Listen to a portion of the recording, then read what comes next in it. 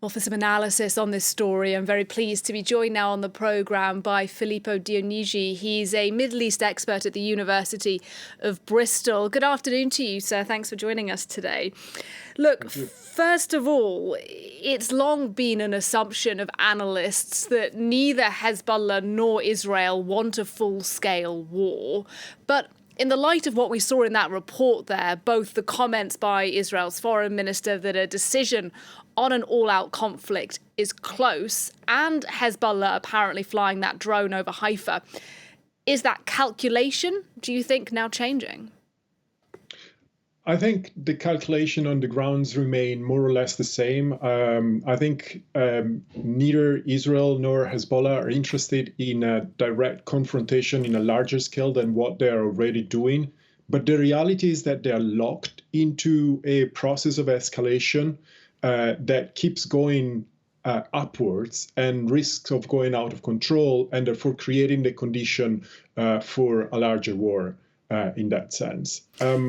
What I think we saw already since the beginning of the conflict is a war on two levels. There is the war on the ground, and then there is also an information war, a war that is exchanged through declarations and threats and accusations from both sides.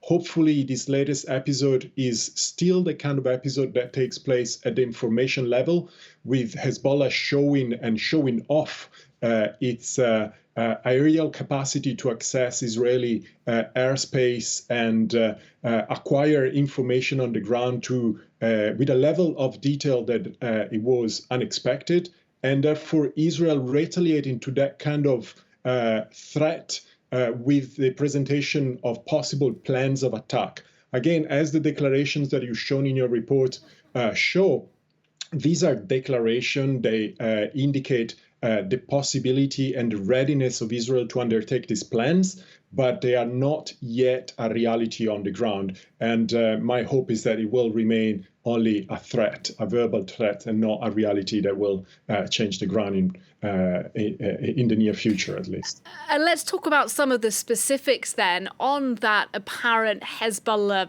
drone flight over the Israeli city of Haifa.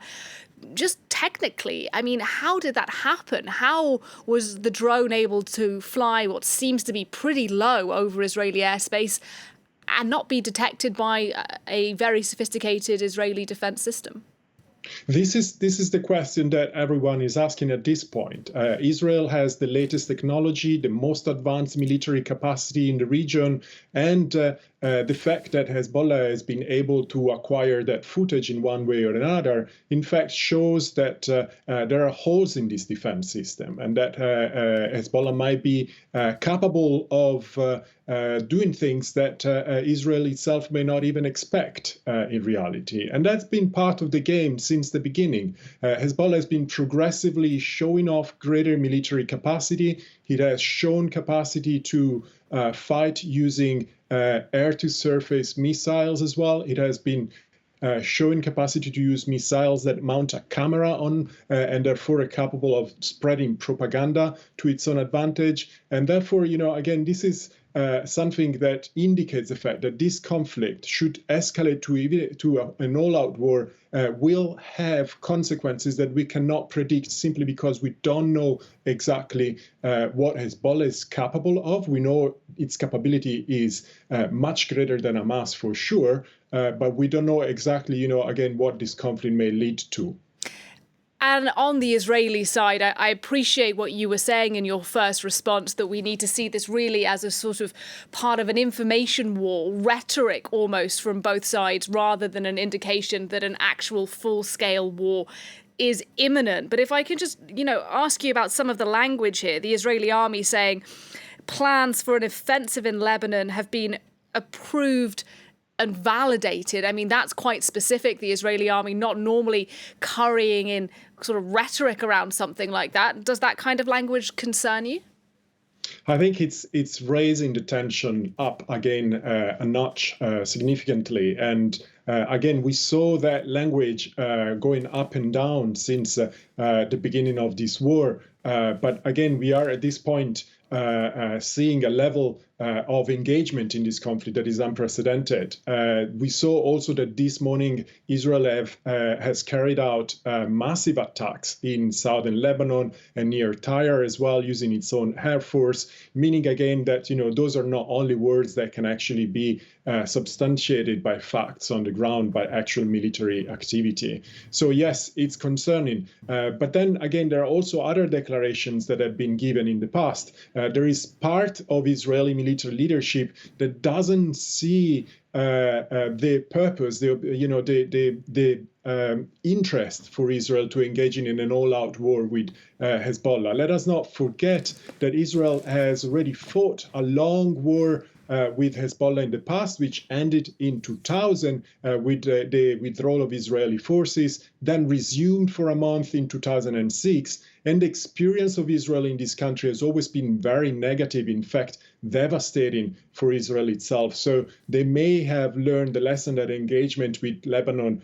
may not be convenient at the strategic level. What is Israel going to get out of a war with Hezbollah in Lebanon at this point? It's hard to imagine. It will be enormously costly at the human and at the economic level. It will produce further insecurity for Israel rather than creating greater insecurity, and probably will not achieve any meaningful objective in the short term, but probably also in the medium to long term. And just finally, these tensions, of course, coming as the US envoy Amos Hochstein has been in both Lebanon and in Israel in recent days. What is the American strategy right now? And is there any evidence that it's working? No, I'm afraid the evidence that we have so far is that this strategy has not been working, has been characterized by partisanship towards Israel. Hochstein has previously demonstrated being a capable diplomat and has managed to solve other issues. But in this respect, it seems like the situation is stuck. Initially was the strategy was asking Hezbollah and Lebanon to basically implement fully UN Security Council Resolution 1701, which meant also the withdrawal or at least partial withdrawal of Hezbollah's weapons north of the Litani River, which it means north of the Israeli-Lebanese border, and then create a buffering zone which would have created greater security through the greater deployment of the Lebanese armed forces, and perhaps also a greater deployment of the UNIFIL mission, the peacekeeping mission that is operating in South Lebanon. That process has not led to an agreement. The latest request was basically trying to go to Hezbollah and ask to Hezbollah to force Hamas to accept a ceasefire. If a ceasefire is reached between Hamas and Israel in Gaza, Hezbollah's stance is that it will also suspend its hostilities towards Israel. But that request, rather than being realized by Hezbollah, has been instead met by the publication of this video yesterday, which in fact has increased tension and has further exacerbated the sense of insecurity of Israel, and therefore triggered the reaction that we saw today with that declaration, but also with the operation on the ground in Lebanon. Filippo Dionigi, great to get your perspective, sir. Thanks very much. Thank you.